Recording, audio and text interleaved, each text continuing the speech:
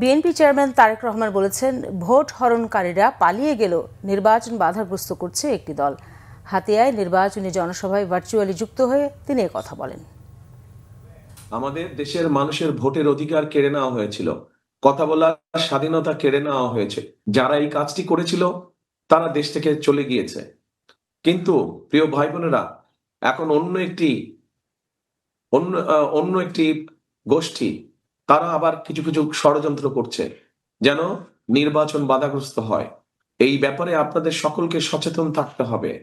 12 তারিখে ইনশাল্লাহ, 12 তারিখে এখানে যারা মুসলমান ভাই আছেন, আপনারা তাহাজ্জুদ পড়ে স্ব নির্বাচনী এলাকায় স্ব ভোট কেন্দ্রে গিয়ে ভোরে ফজরের জামাত ওখানে ভোট কেন্দ্রের সামনে আদায় করবেন।